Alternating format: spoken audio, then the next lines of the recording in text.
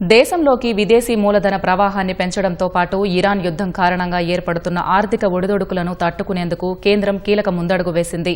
ఆదాయపు పన్ను చట్టాన్ని సవరిస్తూ ఒక కీలక ఆర్డినెన్స్ కు ప్రధాని నరేంద్ర మోదీ నేతృత్వంలోని కేంద్ర కేబినెట్ ఆమోదం తెలిపినట్లు సంబంధిత వర్గాలు తెలిపాయి. దీని ప్రకారం విదేశీ పోర్ట్ఫోలియో మదుపర్ల పెట్టుబడులపై విధించే దీర్ఘకాల మూలధన లాభాల పన్నును పూర్తిగా తొలగించాలని కేంద్రం నిర్ణయించినట్లు తెలుస్తోంది.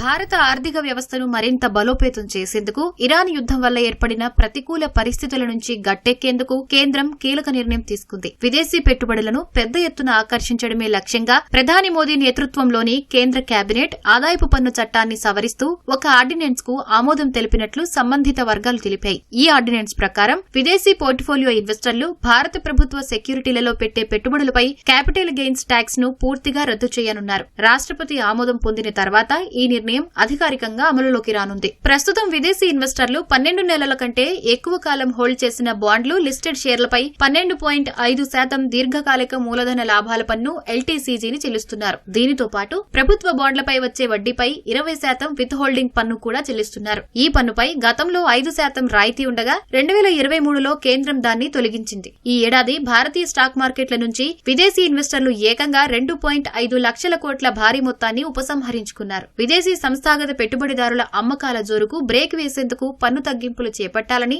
మార్కెట్ నిపుణుల నుంచి డిమాండ్లు వినిపించాయి. ఈ నేపథ్యంలోనే కేంద్రం ఎల్టీసీజీ పన్నును పూర్తిగా రద్దు చేయాలని నిర్ణయం తీసుకున్నట్టు తెలుస్తోంది. నిజానికి లాంగ్ టర్మ్ క్యాపిటల్ గెయిన్స్ పన్నును 2004లో రద్దు చేశారు. 2018లో తిరిగి తీసుకొచ్చారు. 2024 కేంద్ర బడ్జెట్లో మూలధన లాభాలపై ఎల్టీసీజీ పన్నును 10% నుంచి 12.5%కి పెంచారు.